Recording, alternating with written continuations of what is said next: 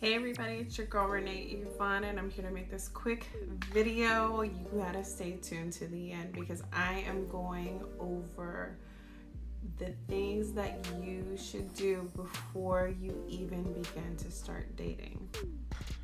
So thank you so much for watching this video. My name is Renee Yvonne. If you're new to this channel, go ahead and subscribe. Make sure that if this video is helpful to you, you like and subscribe. Hit that notification bell for future videos as well.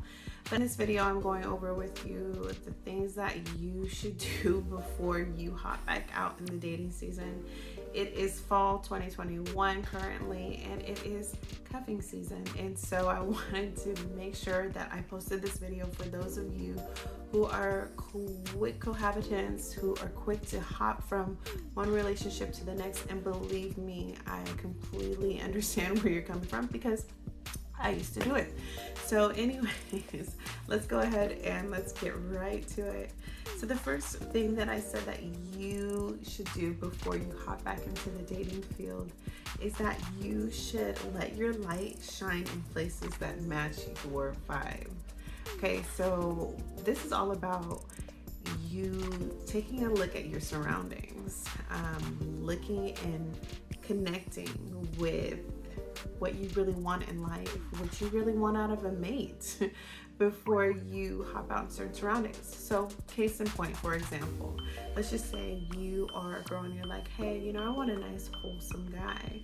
Well, if you are into going to the bars or you're hanging out at the motorcycle club, no offense to anybody, whatever, however you like it, how you live it, it's very seldom that you will meet a nice wholesome guy in any of those places. You'll probably attract more bad boy types, more types that are more risky and edgy, and so you want to make sure that you're hanging out in the right places to where you're going to attract exactly what you want. You're going to be hanging around the same or the right friends that are going to assist in you attracting what you want. So if you have that crew that, you know, always is down to party on Friday, Saturday, and Sunday at the club, and you're looking for the librarian dude, then you probably don't want to hang out with those people because they're not going to be very supportive of you attracting that type of individual into your life. You probably want to kind of cut back on some of these habits, and you probably want to cut back on certain habits and make sure that your tribe fits your vibe. Okay, so that is the first one.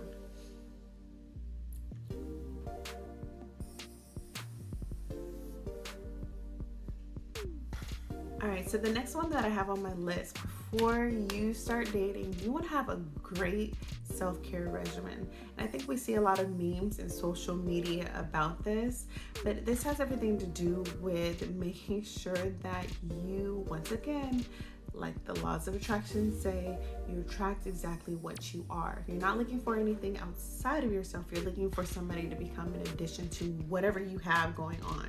So if you're, let's just say, if you are wanting a man that's, you know, super buff and cut and got his 8-pack, you know, I gotta be extra with the 8-pack, and you know, you're at McDonald's every day pulling up for the French fries, and you don't have no kind of workout, no kind of investment in eating healthy, then, you know, why do you think that that type of man would ever, you know, come to, why do you think that you would ever attract somebody like that? Now, I know that we've watched movies in the past, like Why Did I Get Married, where we've seen Jill Scott, you know, attract the, you know, police officer that was in shape and had encouraged her to go to the gym, but that's very, very far and few. I'm not saying it's impossible, but just make sure that you are applying what you want in your life to attract this type of person that you want to come into your life. Okay, that's just how it works. So if you want somebody that's fit, that's in shape in the gym, then you need to be up in the gym doing your sit-ups, your pushes, your squats, you know what I'm saying, getting it so that you can attract that into your life. Make sense? All right. so this one is super, super important, and it's actually one of the ones that I've been mastering in my life. But before you date, you want to set your healthy boundaries. A lot of us, because of the way that we were raised in different kind of environments that we haven't yet identified as dysfunctional. By dysfunctional, I'm not putting a negative connotation on it per se. I'm just saying that whatever we learned growing up has not aided into us getting what we want out of life.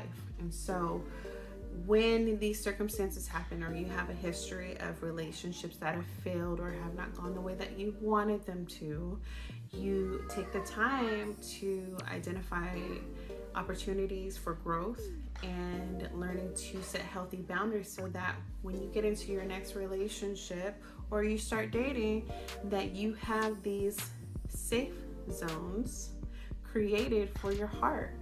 And anything that goes outside of those safe zones for your heart, those are automatic red flags and automatic permission for you to walk away from the situation that it is not going to be in your best interest. Okay, so you have to be able to set healthy boundaries, know these boundaries, get in touch with these boundaries, be one with these boundaries before you go out and you date anybody. Because if you do not establish these healthy boundaries for yourself, you're going to continue to engage in these relationships that can become very toxic and detrimental to your mental and your physical well-being and spiritual. Hello. All right, so the next one is very simple. Before you date, you should figure out what you want in a healthy relationship, whether it be male or female, whatever you prefer in your life. You want to figure out what this person looks like, having vision of what you want. Know what this person looks like. A lot of us, we become, I don't want to say desperate, but we get to a place where we forget that, it's okay to really state what we want our person to look like, and to be open to maybe making compromises in different places. But if the majority of the boxes are checked, then a little bit of compromise, if it's not unhealthy for you to continue on in the relationship, isn't a bad thing. But you have to choose what this person looks like. I'm not talking about physically, because I don't believe in physical attraction, especially in this day and age where anybody can pop on some makeup and turn from to like, wow. But what I'm talking about is, what does this person look like on the inside? Do they listen to me? Are they attentive to me? Are they very caring? Are they considerate? Does this person value home life? Does this person value hard work ethic? Does this person want a family? Does this person value children if you have kids? And then allowing the time, the space to see if that manifests, of course. But the point is that you want to figure out what your person looks like. What core values are they going to have that match yours, that will help this relationship's foundation really grow and stick together and really work in your favor, really working for the both of you guys ultimately. So this one is really fun. And I always say this is so funny, but it's not. But the point is that the next thing that I have on the list is to do your shadow work. And so shadow work is just an investigation of the dark side, all the things about you that are not favorable, that have been found to not help you get closer to the relationship that you want. And I'm not talking about, the people that you've been in relationships with, their negative traits, but I'm talking about your so-called negative traits that have prohibited you from, the life in a relationship and companionship that you really want with someone. Doing your shadow work, it helps you take a good look at the traits that you might have learned and picked up from childhood, all the way from, bad relationships and ways that you called yourself guarding your heart, but it's to your own detriment. So taking a look at your shadow side helps you run full inventory of yourself, so you can get to know yourself, and giving yourself space and time to find solutions to cut those things out and bring on new practices, so that you're ready to apply those practices while you're dating people, and just trying it on little by little within your boundaries to make sure that your heart is safe and secure the way that you need it in the meantime, right? Until you find the right person that's for you. So doing your shadow work, super, super important. There's no way that we can escape this one. Something about moving on in relationships and you have not done your shadow work, or you've acknowledged the fact that you have a problem, but you haven't done the work to implement new practices to eliminate the problem. That's really serious. So please do everybody a favor, including yourself. Do your shadow work. The next one that I have on my list is, before you start dating, have your independence established. Now, I know it kind of seems backwards for someone to want companionship but seek to be independent, but it's actually really healthy. And what this means is that, you know, you don't ever want to make any decisions to be in a relationship with someone based off of a place of lack or poverty. Meaning that, hey, you know what, I'm gonna just be with you because I don't have a place to stay. Hey, I'm gonna be with you because, you know, you seem like you have your stuff all together, so I'm just gonna ride off of you until I get me together. And believe me, I'm completely guilty of this method in my life in the past, and it is one of the worst mistakes that you can ever make in a relationship, my opinion, because it clouds your judgment of the individual that you are dating. Now, if you're already in a position to where you have shelter and a place to live and a means of making your own income, whether it be your own business or whether you work a 9-to-5, no judgment. If you are in a position to where you are making moves by yourself and then you are beginning to date from that place, is so much better, because then you don't have this lack. You're not sending out to the universe that you have this lack about yourself. You're sending out signals to the universe saying like, hey, I got these things going on, and now I'm ready for somebody that can add to what I have going on, because you really have established something independent for yourself first, and you're not going to feel like you'll need somebody to help you out because you already have positive things going for you. And so they'll just be an addition, and that's how your attitude will be towards the relationship. It won't cloud your judgment when it comes to dating the individual, because you won't feel like you need them to be around. You won't have that tie to them. And I believe that a lot of us hop into relationships and we won't let the person go for sake of needing that extra income, or feeling like you need that affection, or you need, I would probably say, shelter, somewhere to stay, and things like that. And it's a really sad thing, but independence is available for everyone. It's just that we have to be open to the process of how we can obtain that independence. It's okay to still live at, you know, mom, dad, auntie, uncle, you know, and you have your own room and you're stacking up your money, you know what I'm saying? And then you can get to your own place. Like when you're graduating, you're still growing. That's still levels of independence. But just making sure that you have independence and is going to attract somebody else when you go and date. You want to attract somebody that can add to independence or bring something to the table. So they at least at minimum have to be independent as well, or it's probably not going to be worth your time, your energy, or your effort. Next one that I have on my list is making sure that you have a solid support network. Now, there's a lot of us that are going through things in life. I know so many people that are going through traumatic instances where they're suffering in silence, and it's very devastating because a lot of us aren't comfortable with sharing our stories just due to being open and vulnerable with those around us, because we want to keep up appearances for several different reasons, right? But basically, if you have a solid support network, if you realize, hey, you know what, my life isn't going the way that I want it to go, this relationship is horrible because of whatever reasons that I can quickly identify. There's so many different support networks that are available if you don't feel comfortable or feel well supported within a community of friends or family around you. That can basically come in and or are available to you to where you can hop on calls, being that this is the time of COVID.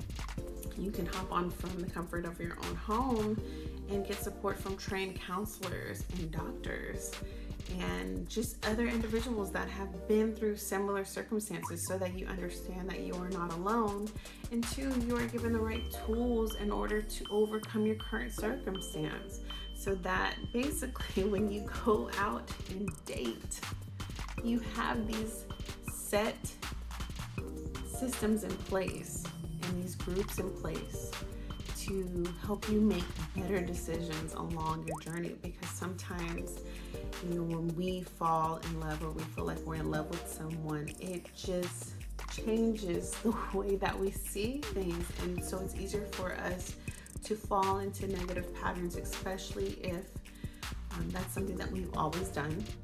And then if we don't have accountability as well, then it makes you more susceptible to creating cycles and repeating cycles that are detrimental to being in a healthy relationship with someone moving forward in the future. So before you date, make sure that you have established a solid support network. Like I said, it could be friends, it could be family. If it's not family, for whatever reasons, generational curses or whatever, and they're not able to support you the way that you need.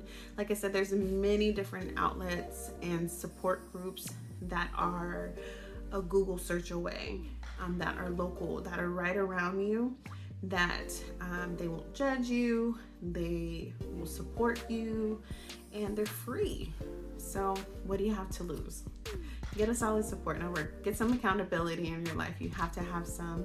Get yourself a place to really vocalize and just be able to share your story and let people hear, so that you can get the help that you need, okay? And so the last thing that I said to do before you date is to heal from your last relationship.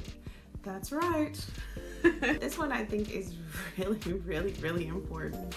You want to heal from your last relationship simply enough because you don't want to carry that baggage from the old relationship into your new relationship. And there's no better way for me to say it, but you have to make sure that you filter through everything. Sometimes we can be in relationships with people for years, and it's been offense after offense after offense after offense after offense. And by the time you've really gotten out of the relationship, we're thinking that the solution is, finding somebody else, but it's not. That's not the solution. The solution is really making sure that you learn all the lessons that God had for you to go through those things in the first place. Making sure that you've reached a place of peace and harmony from within about that person, to where you can get to a place where you're sitting that person with nothing but love and light, to create a clean playing field to move on into a new relationship with someone else. And to also give the person that you're dating or you're considering being in a serious relationship a fair opportunity to really see what God has for you moving forward. If you're not over something old, you can really sabotage something new. And so for sake of you poisoning something in the future, my number one advice for you would be to heal from your past relationship. Definitely seek everything that God has for you and everything.